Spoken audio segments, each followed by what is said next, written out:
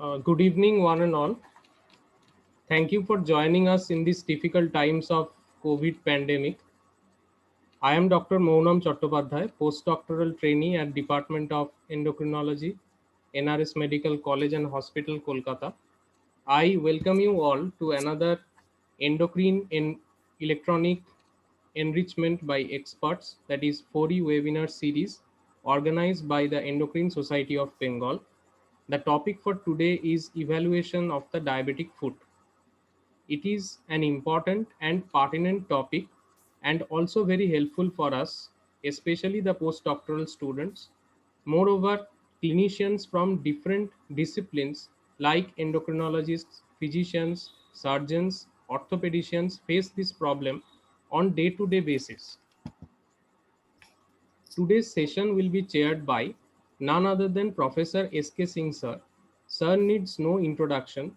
He is the professor and head of the Department of Endocrinology and Metabolism, Institute of Medical Sciences, Banaras Hindu University, Varanasi. He was the president of Endocrine Society of India in 2017. Sir is the principal investigator in ICMR UGC projects and has numerous publications in various national and international journals to his credit. Thank you so much, sir, for joining us and agreeing to be the chairperson. The speaker for today's session is Dr. Ashu Rastogi, sir.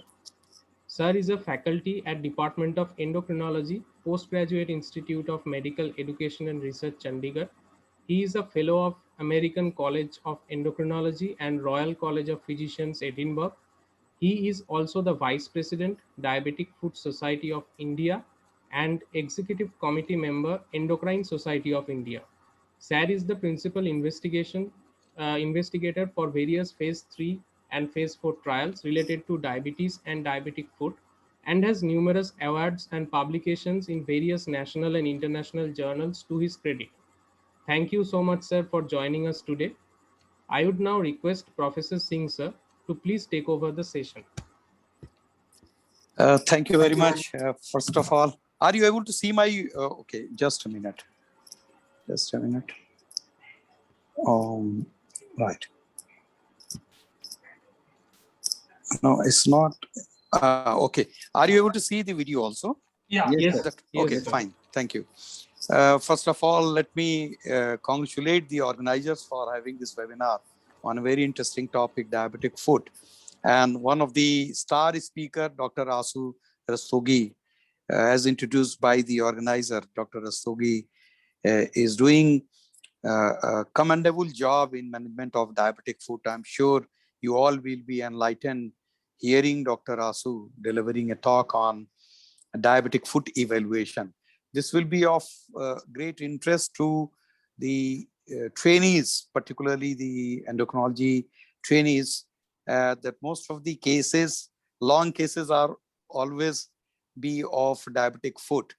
And other than talking about diabetes in general and the diabetic complications management, diabetic foot evaluation itself is a big area and largely neglected by most of the routine care providers. So I think we must have sense of identifying the overall problem of diabetic foot, and Asu will be taking us to how to evaluate diabetic foot and how to make the correct clinical diagnosis that requires further investigation and the management. So over to Asu, and we are all eagerly looking for his talk. Sir, good evening, and thank you for your kind words, sir, because you are my mentor, and what I have learned is just because, and I see upon you as my teacher in diabetic foot. And you are absolutely right in saying that whenever we see a patient of diabetes, we have to start in medicine, even in Hutchinson, they say do the head to toe examination. But for a patient of diabetes, I say do from toe to head examination, because that is very important. So first see the toe and the foot, then definitely other things are important. So my first slide is related only to that. I hope my slides are visible. Yes. Yeah. So why to evaluate a foot in a person with diabetes, that is very pertinent. We don't evaluate foot in a patient who comes with acute coronary syndrome. We don't evaluate foot in a patient who comes with maybe hypertension. But yes, for a patient with diabetes, this is must. And why it is must? Because almost one half of these patients who come to your clinic will have some kind of foot complications, whether it can be a deformity, with the patient will never tell you. You have to see it. Whether it may be a foot ulcer, with the patient might tell you. Whether it may be a Charcos, again, you have to see the foot. And 1/4 of all these patients develop foot ulcer during the lifetime, which increases the cost of the treatment of diabetes, which escalates up to 4 to 5 times. And it is said that this is the most common cause of hospitalization uh, in a patient with diabetes. This is also the most common cause of non-traumatic amputation in the world, and even in India itself, we have the data.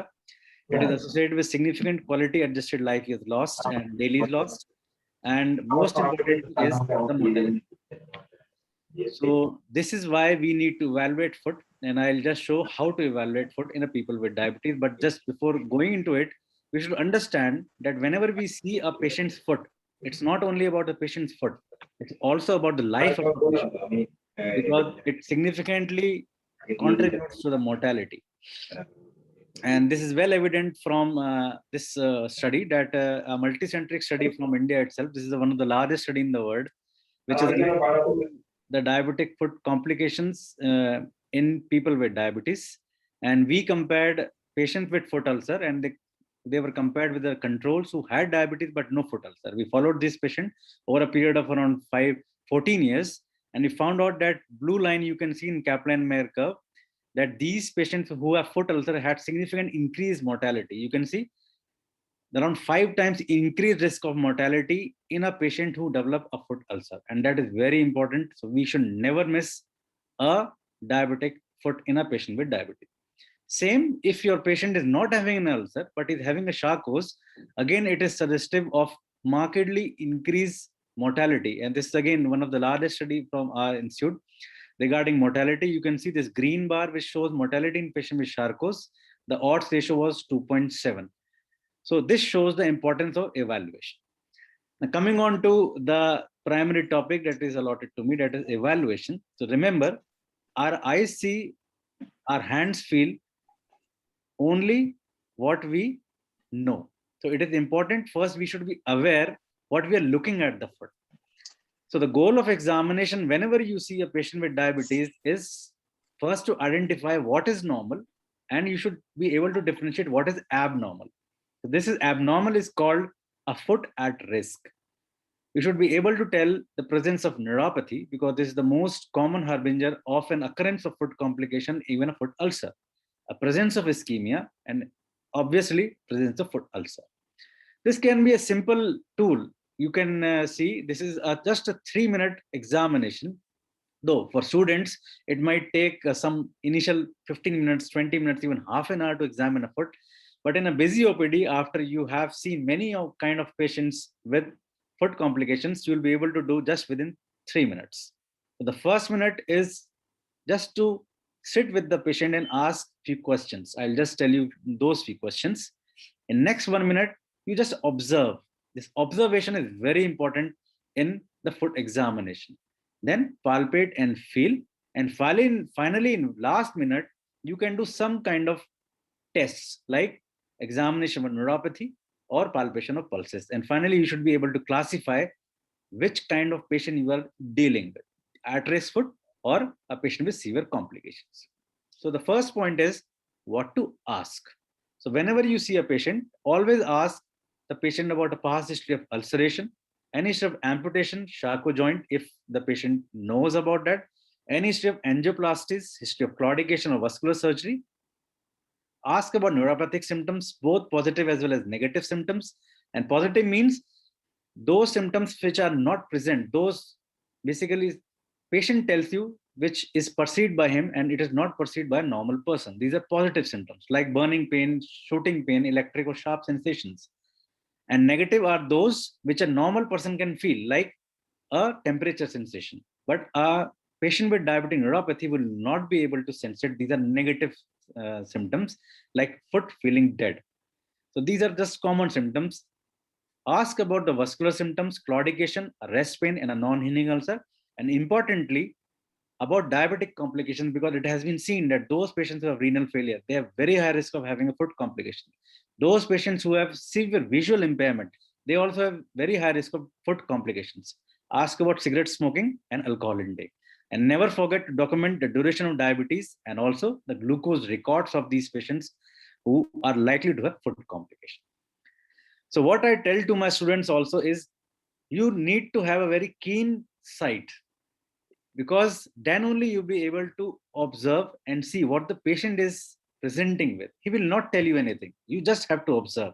And this can be done by observing. When a patient enters into your OPD, you can just see how he walks, and just he takes 10, 12 steps before coming to sit on the chair by the side of your chair. Within just 10 minutes, 10 this steps, you can see many, many things. Like, you can see the posture, the velocity, the step length, because this again is very much affected in patients who are having diabetic neuropathy or patients having foot abnormalities, the fluidity of movement, and any kind of instability.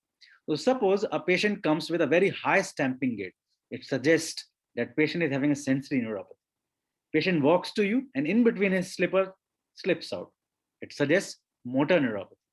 A patient who just walking but his foot scrapes on the ground, it suggests foot drop. That is maybe seen in tarsal tunnel syndromes because of the entrapment of the nerves, the tibial nerve. If a patient has an ulcer but still he is walking without any limb, that means he is not able to sense that ulcer, so suggests severe sensory neuropathy. An enlarging gait is usually seen in neurovascular or neurogenic process. So simple things can tell you many, many important points. And this is even before you do any kind of thing, the simple test which can tell you about the gait balance, the performance, and the presence of motor neuropathy, which is a very reliable tool. And this is called as timed up and go test, and which has a specificity of 80% to diagnose a motor neuropathy. Now, how do we do it? Just we ask the patient to rise from the chair, walk for 3 meters, turn back, and again sit on the chair. You just look at the time. In a normal person, it hardly takes 10 seconds, but in a patient who's having some gait abnormalities, some performance abnormalities, motor neuropathy, they would have a time of more than 20 seconds. So this is a very simple tool that can help you. Now comes to the very important part, that is inspection. What to look in the foot. Look for any kind of swelling, which can be on the plantar aspect, which can be on the dorsal aspect of the foot. Look at any erythema, which is suggestive of either cellulitis or even Charcot's. Prominent veins, which is suggestive of neuropathy. Callus, fissures, and dermopathy, again suggestive of autonomic neuropathy or pseudomotor dysfunction. I'll show you beautiful these pictures of these nail abnormalities, interdigital mycosis. Look at the hair, which are usually present in males, even in females, over the foot as well as the leg, because loss of hair is again suggestive of an ischemic foot or poor microcirculation. Look at the drying of the foot or sweating, suggestive autonomic dysfunction, and if present, a foot ulcer.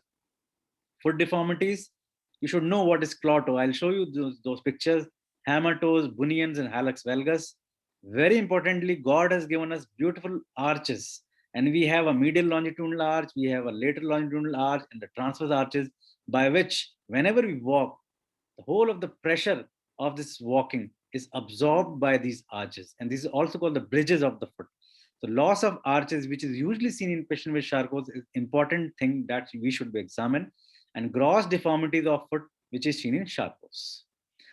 So in first of all is the dermatological examination.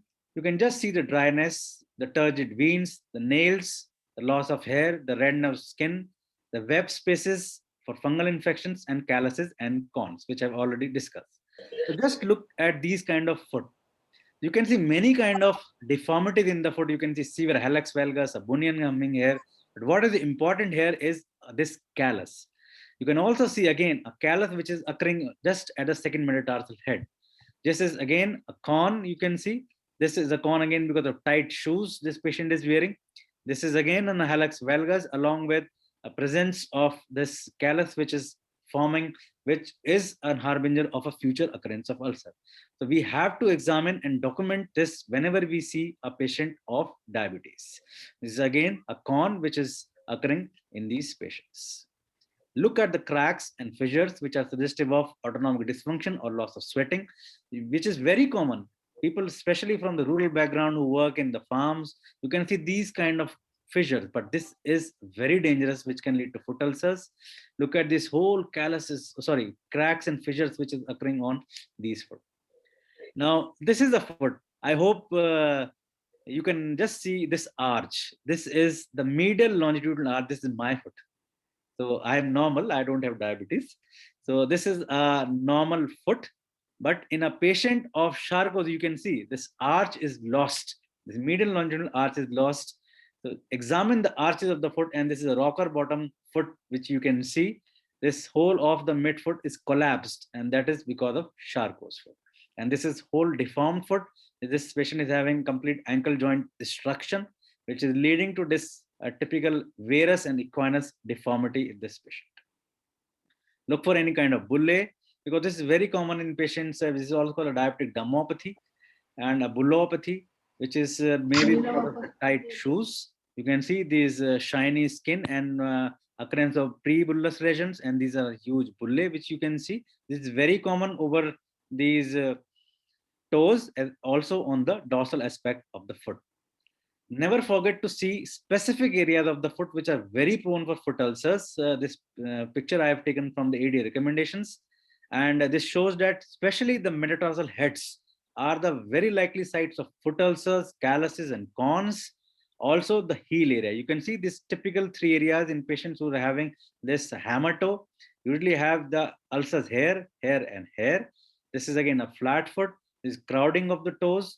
So just document in an examination file all these findings. Now, coming on to the nails, because I have also seen my residents just forget about the nails. We have to see the nail. You can see a lot of findings in the nail, and there are a lot of scientific names given to them, like onychomycosis of fingernails, cryptosis for ingrown nails, which is again very common in patients with diabetes, onychogryphosis, which is called a thickened nail. I'll show you a picture, crumbly nails, and oonychium peroonychium, which is very dangerous. Sometimes it can also lead to amputation. This is onychogryphosis, which is a thickened nail or ram's nail, which is again, this is a frail nail. This is very frail nail because of, again, a lot of fungal infections and onychomycosis, which has led to this some kind of dystrophic nails and almost atrophic nails, which can be seen. So you can see brittle nails, just nails are very thin. Just wearing the shoes, this nails comes out. A bruised nail, this is again because of tight shoes. So some people say that this is gangrene, but this is not a gangrene. It's just a hemorrhage in the nail bed because of tight shoes. A egg-shaped nail, this is hypertrophic nails, a ram's nail, onychomycosis. Just you can see just below this nail and in the nail bed, a lot of this fungal infections are there. A pincer nail, this is ingrown nail. Claw nails we have seen, and sometimes we have to use a bone cutter also to remove these nails. And this is because of tight shoes. And finally, the peroonychia. So never forget these, and importantly, always look at the toe webs, because this is the site where the ulcer starts, and here it enters into the compartment, which can very rapidly progress proximally even up till the ankle. So see all the fissures of these toes, and this is a typical peroonychia, which is again, which might be extending inside the nail bed, and this need to be observed and documented in a patient. So after observation and after an inspection, you should be able to do a musculoskeletal examination also, because that is very important for motor neuropathy. Especially look for muscle wasting, because guttering may be seen in the foot because of the wasting of the muscles. Exaggerated arch of the foot, which is also called the pes cavus, can be seen, which is again a marker of motor neuropathy or muscle wasting. Look at the tone of the muscles, the range of movement, and especially like we do in the hands, that is called the prayer sign. Same can be seen in the foot also, and the limited joint mobility is also seen. So this I have shown in this picture. In a normal person, usually you can dorsiflex the thumb more than 15 degrees.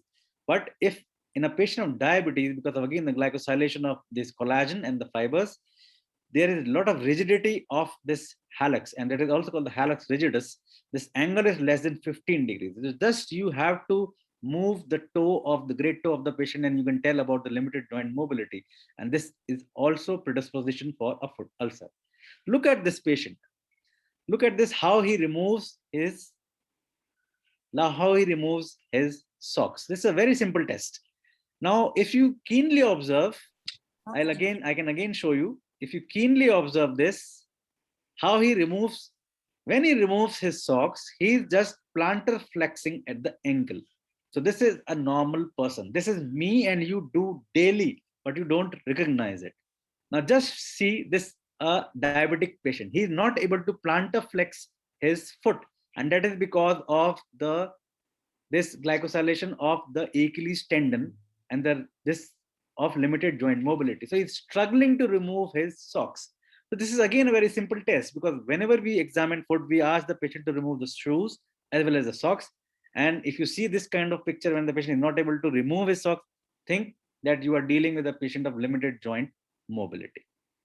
So once the patient has removed his socks, you can see the hammer toe, the claw toes. So this is just example of few kind of abnormalities in the foot. You just should be able to differentiate and document. In the clawing of toe, there is flexion at both at the PIP as well as the DIP, but unlike in the hammer toe, where you have flexion at the PIP, but there would be the extension at the DIP joint. So this is again another patient. You can identify the abnormalities. Bunion is present, hallux valgus is present, prominent veins are there. So I hope this is a slide just for students to recognize all these kind of abnormalities. Now again for students, I just wanted to show what abnormality is seen in this picture. So this patient, if you keenly observe, something is wrong with the left foot. You can see there is an erythema which is present in this right foot. There is a swelling which is present in the right foot, which is as compared to the left foot. And you can also see the same patient wrist. The wrist is of the swollen. And you can see, especially at this hand and the wrist is swollen. So this was a patient of a concurrent wrist and midfoot Charcot's neuropathy. So that suggests a keen observation in examining your patient with diabetes. This is again in another picture. You can see this patient who was a 53-year-old gentleman who had a diabetes of 9 years, was roaming with the swelling of the foot for 12 weeks. And you can see the loss of arches, even the rocker bottom kind of deformity with erythema. So people were treating him with antibiotics, considering it to be cellulitis. Some thought it to be osteomyelitis, but nobody did an X-ray. And once we did an X-ray, it was all destroyed joint because he was walking for 12 weeks. So this is a vanishing bone disease or Charcot's, which we published.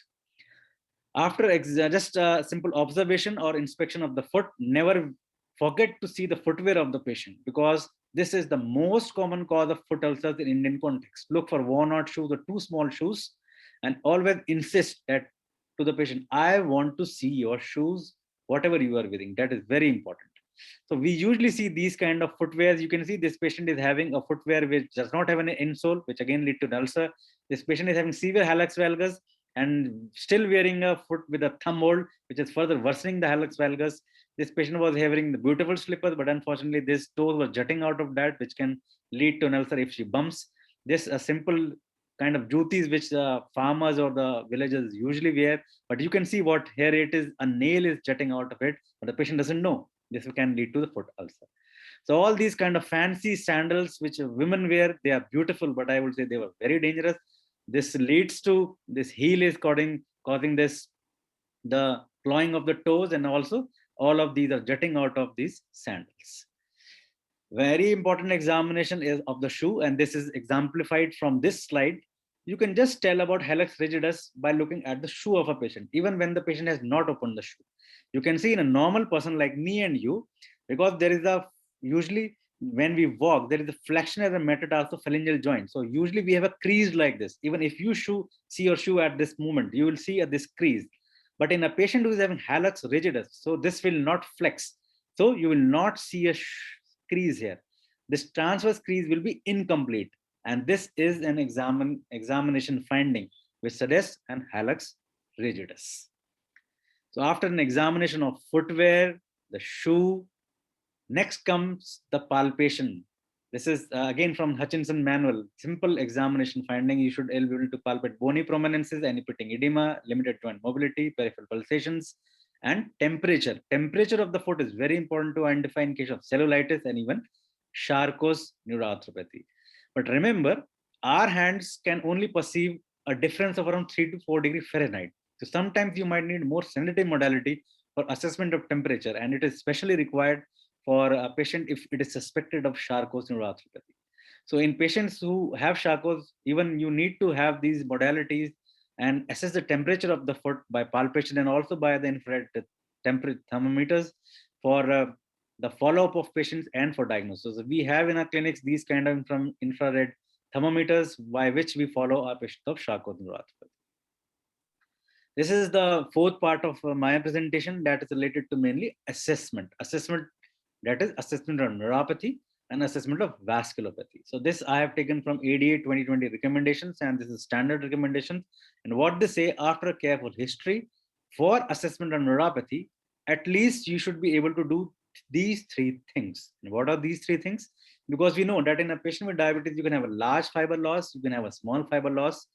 For small fiber, which is mainly dealing with the temperature and pinprick, you should be able to test either of them, either temperature or pinprick.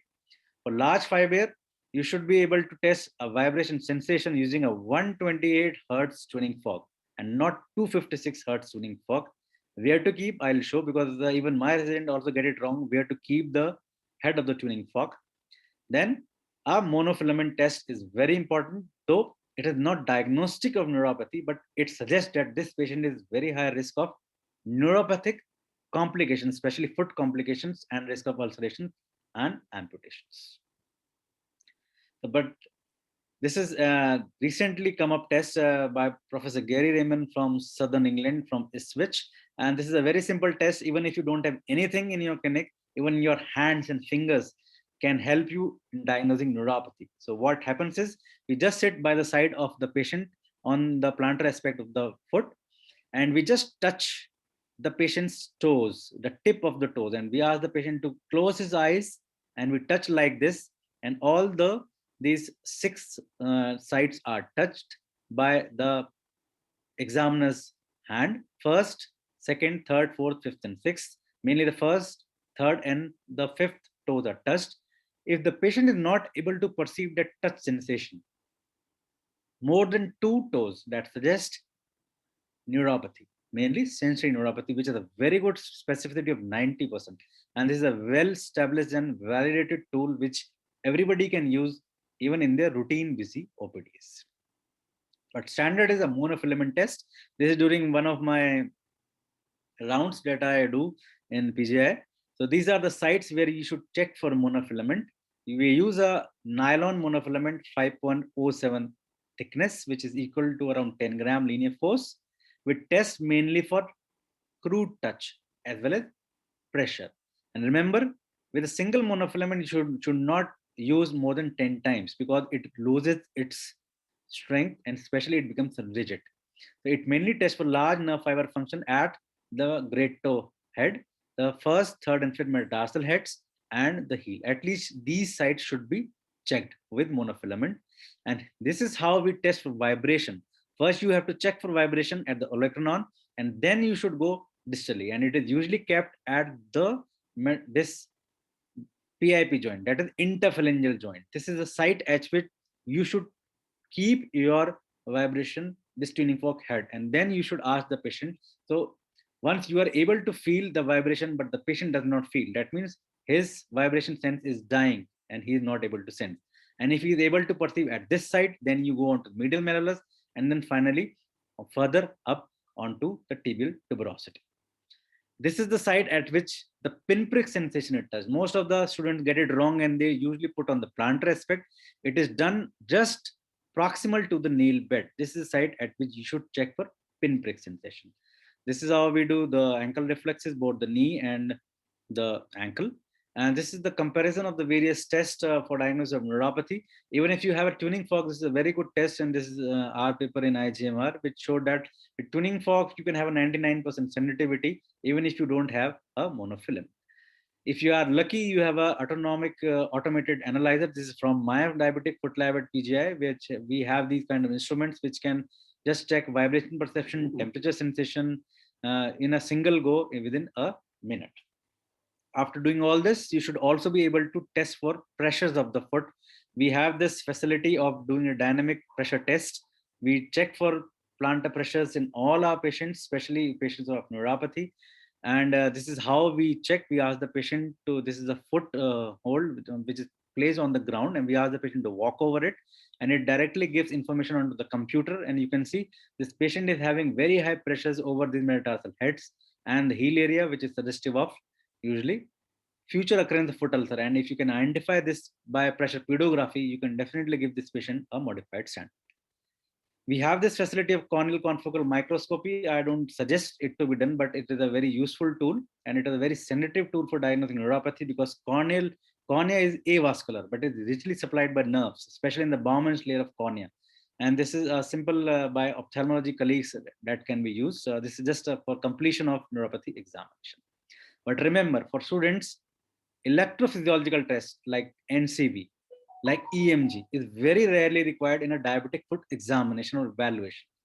It is required only if a patient is having predominant motor neuropathy, which is very, very severe as compared to sensory neuropathy. So in this condition, CIDP might be a differential.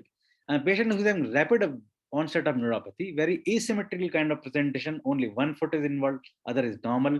When you are suspecting maybe tarsal tunnel syndromes or entrapment syndromes, and when diagnosis is not clear, then only you should go for NCV or other kind of test.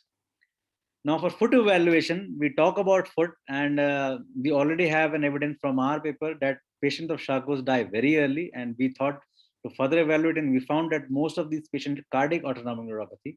So never forget to examine for autonomic neuropathy in a foot. This is not told routinely in the lectures and talks, but this is very important. So we have facility for diagnosis of CAN in our lab, especially in my diabetic foot lab, and this is pertinent for patients. And we also have facility for pseudomotor dysfunction, and we have pseudo scans for diagnosis of pseudomotor abnormality of the foot. The last part of my presentation, and that is mainly related to the vascular examination of the foot. And for vascular examination, look at the color of the foot, look at any varicosities, which can be because of the poor perforators, venous perforators, maybe, which is again very common in patients with these varicose veins. Look at edema, the capillary filling time. This is very important. Usually it is less than 2 seconds, but those patients of diabetes who have poor microcirculation, the capillary refill time would be much more than 5 seconds. This again suggests a poor circulation.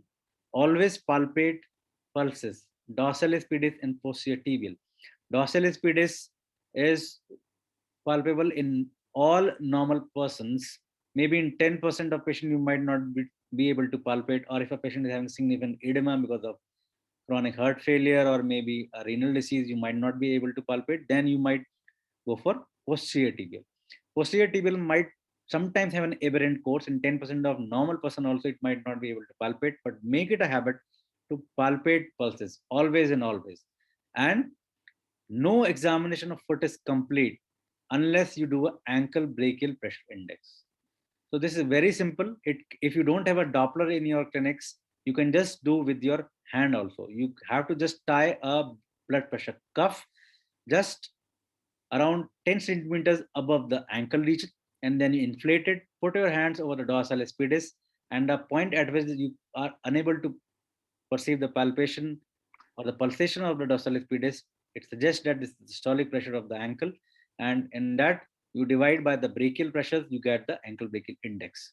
So anything between 0.9 to 1.3 is considered as normal, and less than 0.9 suggests of poor flow or poor circulation. If you have facility, you can do toe pressures, the pulse velocities, and TCPO2.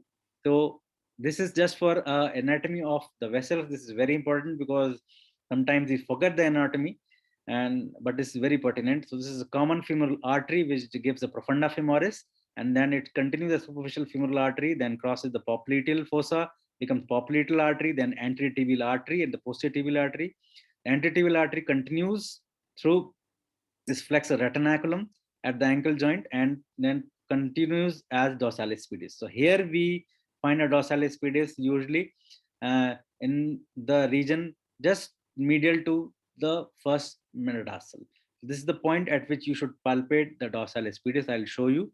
And this is the point at which you should tie the blood pressure cuff for the ankle brachial index. So this is during again one of my examination where in my rounds. This is here we palpate the dorsalis pedis and here we palpate the posterior tibial. So palpation of pedal pulse is very important. And if you have facility for handheld Doppler, which we have in our clinics, you can listen. This is an acoustic thing. It produces sound when the blood flows through it. So this is here we key for dorsalis pedis and here we feel for the posterior tibia. We also have this facility of automated vascular assessment. In a single go, it checks about ankle brachial index. And sometimes we see many patients who come with gangrene. They have a normal ABI, but they might have abnormal toe pressures. So this is how we measure that for toe pressures. And this is can also be used for calculating toe brachial index. And anything of toe brachial index less than 0.6 suggests a patient is having a vascular abnormality. We also do penile brachial pressures in patients who are complaining of erectile dysfunction. You can do a central aortic pressures. And even if a patient is having an ulcer, still you can do this kind of ABI assessment in these patients. This is very easy and should be done. So finally, I would say at the end of examination, you have spent, though I have given you detail in 35 minutes, but you can do just within 3 minutes if you are trained enough. And just you can click a photograph of this picture. You have to just tick yes and no. And that can tell you that this patient of diabetes is having some kind of foot abnormalities or not. Presence of full thickness ulcer, monofilament, tuning fork, cotton wool for light touch, and posterior tibial artery, dorsalis pedis, presence of bony prominences, LJM, callus, discoloration for gangrene, etc., poor foot hygiene, footwear, previous ulcer, and amputation. Just tick yes, no, yes, no, yes, no, and that can tell you what we are going to deal with. Finally, if a patient is having an ulcer, you should, on visual examination, you should be able to classify it. There are many kind of classifications, but now remember, the Sinbad classification is the standard classification. No more Wagner's UTS is recommended. People now it is recommended by IWGDF and also by all guidelines use Sinbad classification in routine clinics for ulcer. Sinbad stands for site, ischemia eye, neuropathy, presence of neuropathy or absence, bacterial infection, area, depth, and gives a total score of 6. So this is a very validated tool. So now you should start using Sinbad rather than a Wagner's classification for assessment of foot ulcers. If a patient is having foot infection, use IWGDF and ITSA. This is the widely accepted classification which classifies foot infection as mild, moderate, and severe. You can just click a photograph. And if a patient is having any kind of SIRS, sign of SIRS, it suggests a severe. If a patient is having osteomyelitis or an erythema around an ulcer more than 2, it is moderate. If a patient is having just a superficial ulcer, it is mild. To classify all these kind of foot ulcers, you can see I have just clicked these photographs. Many kind of presentation you might be seeing, and you'll be able to know what kind of foot ulcers you are dealing. Important is you should be able to tell after an examination or evaluation it is a neuropathic ulcer or an ischemic ulcer, because it can tell you how you will treat it. Usually the neuropathic ulcers are present at pressure points, mainly on the plantar aspect, unlike the ischemic ulcer, which are usually present at the tips of the toes or the sides, where the vascularity is more precarious. Pain is absent in neuropathic ulcer. It would be present in patient with ischemic ulcers. Callus are present in neuropathic ulcers. If you see a callus, it is neuropathic. Pulses are usually present in neuropathic, would be absent in ischemic ulcer. ABI is normal. ABI would be less than 0.6 or less than 0.9. Usually, if you see a patient who is having a non-healing ulcer over 6 months, 9 months, 1 year, it suggests a neuropathic foot ulcer. Because an ischemic foot ulcer, the foot is unlikely to survive for more than 3 months or so. If a patient is having ischemia, patient will have gangrene and will require amputation. So at the end of examination, you should just document in the file whether it is a healthy foot, an at-risk foot, a neuropathic or ischemic foot. If it is a foot ulcer, document classification, document infection, document the severity of infection. And if it is unsalvageable, you have to definitely see your surgery colleagues. These are some unsalvageable foot. Unfortunately, we had to go for amputation on all these kind of patients. They're unsalvageable foot. Finally, just some questions which can come into the mind after whole of the examination. That is very important. When should you suspect infection? How should I classify it? I have already told you about that. If your patient is having a typical triad of erythema, swelling, warmth, suggest you are dealing with an infection, though it can be Charcot also. When should you consider imaging studies? My this small time does not permit me to tell you about imaging studies, but that are also an important part of foot examination. And if possible, you should do a simple weight-bearing foot X-ray in the AP and the oblique direction. That can tell you many things about the foot, what is happening inside the foot. It can be a gas gangrene if you are able to palpate some kind of crunches in the foot. It can tell you vascular calcification, any foreign body, any other soft tissue abnormalities can also be there. Even ulcers can also be seen on foot X-ray. Bony abnormalities, destruction, Charcot joint can be present. Osteomyelitis can also be seen in foot X-ray. So imaging studies are a very useful tool, and that can be done. And if needed, a further investigation like MRI, etc. How to evaluate for Charcot, I have already mentioned regarding the palpation finding, the assessment of temperature. But these are some questions that you have to bear in mind whenever you see a patient of diabetes. So once you have done an examination, you have documented in your file when to recall these patients of diabetic foot. This is very important. It is recommended by American Diabetic Association if the patient is having no abnormality, no neuropathy, neither sensory nor motor neuropathy, still you have to do once a year foot examination. Whatever in past 50 slides I have told you, you have to do once a year. If a patient is having sensory neuropathy, you have to do once every 6 months. If a patient is having sensory neuropathy, along with the signs of peripheral vascular disease or a sensory neuropathy with a foot deformity, or a patient is having a Charcot foot, you have to see your patients almost once every 3 months. This is a minimum, though it can be done even much more frequently. But if a patient is having prior history of foot ulcer, because remember, if a patient is having foot ulcer, there is 50% chance he'll have another foot ulcer within the next 3 years. He'll have a 30% chance of having a foot ulcer in next 1 year. And this is very important. So if a patient is having a prior history of ulcer, prior history of amputation, you see your patients almost every 1 to 3 months. This is how we recall our diabetic foot patient. So maybe this my lecture might not be complete because still there are a lot of things that need to be evaluated in a foot.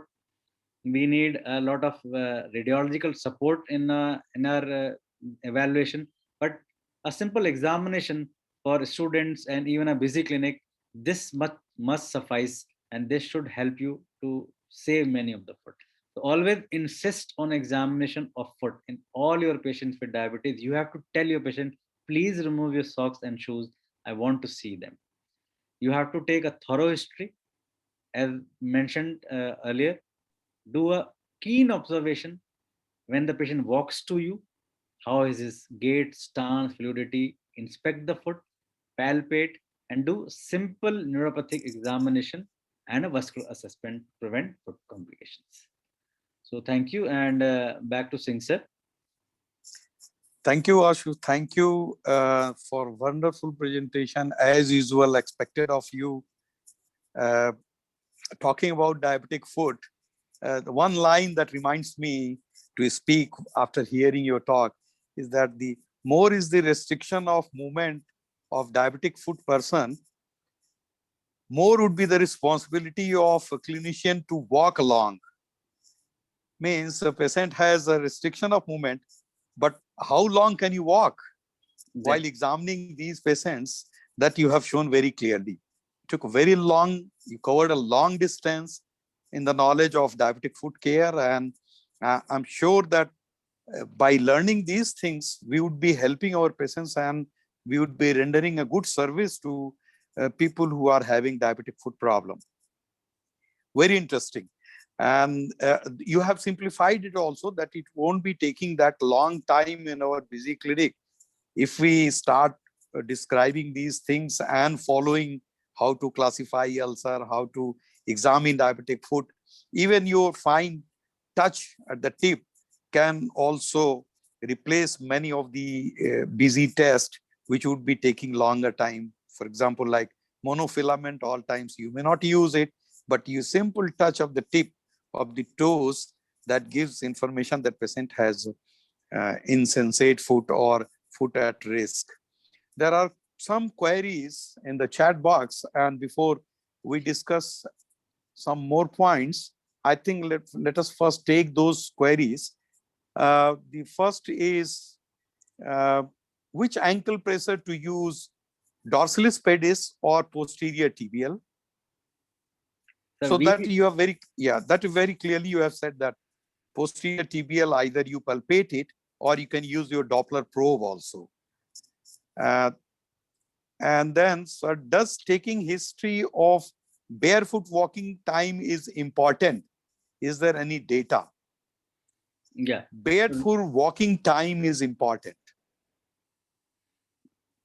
So it depends. Yeah, that's absolutely right, sir. So probably the person is asking about the time taken to cover particular distance, and if it is a barefoot. So it's very important, especially in a patient who is having some kind of postural or positional abnormality, the loss of the posterior column abnormalities, especially if you patient is having loss of vibration perception, which tests for mainly the posterior columns.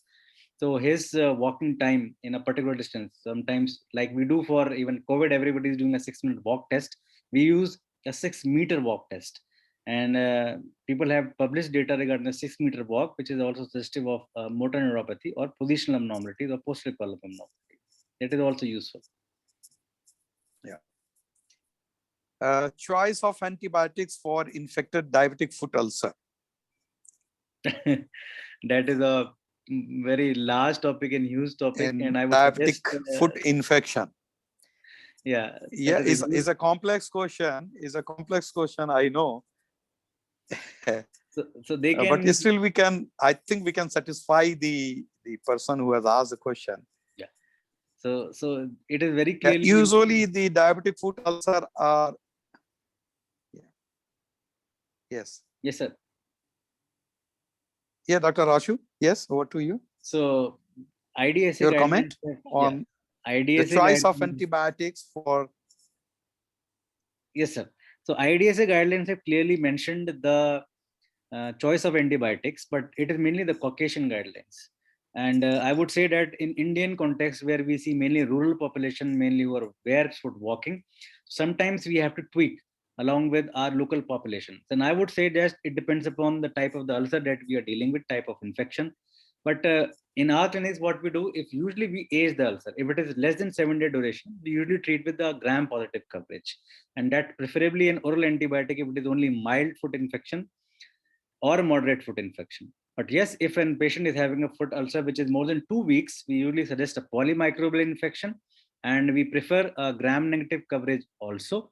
You can give an oral third-generation cephalosporin, which cover the gram-negative coverage, and this is by IDSA guidelines also. But remember, if a patient is having severe foot infection as per IWGDF and PDS classification, you have to give the parenteral antibiotic. So definitely you can go through the IDSA, IWGDF guidelines regarding choice of antibiotics. But remember, before treating with antibiotic, it is important to differentiate whether we are dealing a foot infection or a non-infected ulcer, because not all ulcers are infected, and antibiotics only treats infection, sorry, they don't treat ulcers. So be very judicious in using antibiotics.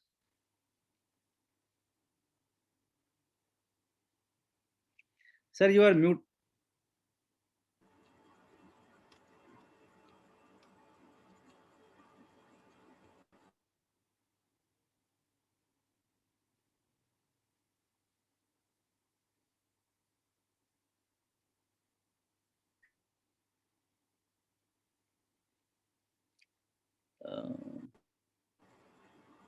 I think there is a connection problem on the part of Professor Singh, sir. Yeah. So if you can take the question, we can discuss. Okay, sir. Okay, sir.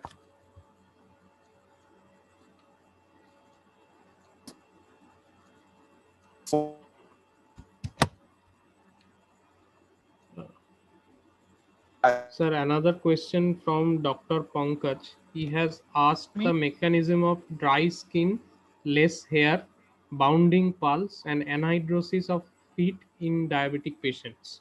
Exactly. So the answer is in the question itself. So it's mainly related to the pseudomotor dysfunction and autonomic neuropathy. Remember, because the pilosebaceous unit of anywhere in the body is also supplied by these fibers, the nerve fibers. And once you have an autonomic neuropathy, the loss of these nerve fibers, you will have a loss of hair. And drying of skin and anhydrosis, again, because of pseudomotor dysfunction, because of autonomic neuropathy. And therefore, I mentioned in one of my slides to test for pseudomotor dysfunction in patient with diabetes. So there is another question from Dr. Singh sir is here. Pankaj. Singh sir is here. Okay, Yeah, sir. yeah, Okay, you carry sir. on. Yes, you carry on. I think I have some problem with my connectivity. Okay, Today, sir. there was some disturbance here in the city. It was raining early morning, so No maybe, problem, sir. yeah. Sir, another question from Dr. Pankaj is the monofilament test we do, is it meant for testing large fiber modalities or small fiber modalities? So monofilament is for crude touch and a pressure, and both of these are large fiber modality. So sometimes people have a misconception that it is small fiber. Remember, the small fibers are mainly very thin, unmyelinated A delta kind of fibers, which mainly test for the temperature sensation or the pain sensation. Monofilament is for true touch and light pressure. Sir, another question he asked is, sir, do we need to do pin prick if we use blunt end of the pin? Yeah, absolutely correct. So whenever you testing for pinprick, you have to use a blunt end rather than the sharp end of simple thumb pins. So these are all, sir. Yeah. Just one more point to add. If there's a neuroischemic foot, most of the features of neuropathy are usually masked. Like you don't get swelling of the feet that will be reduced, and the redness and warmth will also be masked. Similarly, if there is a ischemia neuropathy, the pain sensation due to ischemia is masked. So in a combination of neuroischemic foot, the features of one is masked by the other. So that should always be remembered, that many times we mistake that if the swelling is not there or temperature is not raised, this may not be actually associated with neuropathy or not severe neuropathy, but in true sense, this could be a combination of a neuroischemic foot. So that we have to bear in mind while examining these patients. So both the neuropathic evaluation and vascular evaluation should be taken into account to make the final diagnosis of diabetic foot. That's the point. Yes, sir. So I think other than that, we don't see any question, any comment from Dr. Nilanjan, are you there? I'm here. Yeah. Your comment will be the final one. No. Your comment, chairperson's comment would be always the final one. But yes, I should congratulate Ashu. I think this has been a very useful talk, not only for the students, but for us also. All of us. That is how we can abbreviate detailed examination. And number two, another thing I would again ask you, mention in the passing, there are many classifications of the foot ulcer in the examination. Which one should use most and why? Means the relative, if you critically briefly analyze the classification of the foot ulcers, and which one would be the most informative? Yeah. So uplate by IWGDF guidelines from 2019. So they have validated this Sinbad classification, sir, because it has mention of site, neuropathy, vasculopathy, area, and it has been validated with the outcomes. And two important outcomes whenever we are classifying a foot ulcer is the occurrence of amputation. So our classification which can tell you what is going to occur in future, that is very important. So earlier people used Wagner's classification and even University of Texas, but all of these have limitations. And with Wagner's classification, we are aware the limitation is that there is very difficult to tell whether we are dealing with an ischemic foot or not, because Wagner's 4, they suggest that it is a partial gangrene. But that gangrene can be because of many other causes, and we have already seen in a patient of infected foot ulcers, even and arthritis or vasculitis can also lead to a gangrene, which doesn't suggest that is an ischemia. So that is the challenge with it. And moreover, whenever we use a kind of a classification, you should be able to down escalate, and it should be useful in follow. Why? What I mean to say is, if a patient is coming with a grade 4 kind of ulcer, after treatment, it should down titrate or downgrade to now a grade 2, because now patient is improving. But unfortunately, if a patient is having a Wagner's grade 4, and partial gangrene will never have a grade 3 kind of presentation after the treatment. So Wagner's is now no more used by all the guidelines, and for clinics, it is very useful. Sinbad, you can grade 1, 2, 1, 2, 1, 2, and finally you can get a score of 6, and that is very useful to communicate. Now, even the researchers also say all over the world that if you're communicating your ulcer findings, even if you are maintaining a data of registry of diabetic foot patients, just communicate the Sinbad, mean Sinbad, that can tell you that what kind of severity of the foot ulcers you are dealing with. But yes, if you're dealing with an infected foot ulcer, then you have to use a IWGDF PDES classification for grading a foot ulcer. So use Sinbad for a routine foot ulcer. If it is infected, use IWGDF PDES classification. Yeah, thank you. That was excellent on the foot ulcers. I hope the students have taken note of it. Yeah, I think Dr. Singh, for your last final comments. No, it's very clear. Dr. Ashu said that Sinbad is a dynamic classification of diabetic foot. And what we had earlier was a dynamic classification, that is Wagner's is an old one. And there is a little modification by UTI and modified UTI. But then Sinbad is a dynamic. And as he told that you can send the message of severity of diabetic foot and the improvement subsequently after treatment. So you can also evaluate the response to the clinic, response to not therapy, a diabetic foot clinic response. That's very important. We are doing therapy also, but then the clinic gives education to patients, and that also translates into reduction of amputation rate. So that is important, to have a very good diabetic foot clinic rather than to have very good diabetic foot treatment protocol. So a clinic itself gives so many things, do's and don'ts, and patient education, evaluation, and then passing the same information to our colleagues or primary care providers. So that is also a very important thing that was discussed very nicely.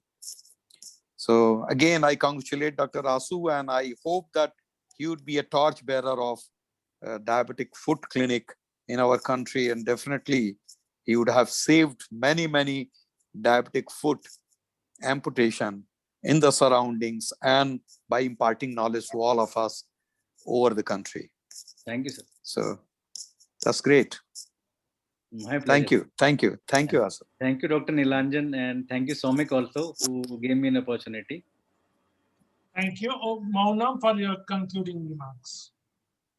Thank you, sir.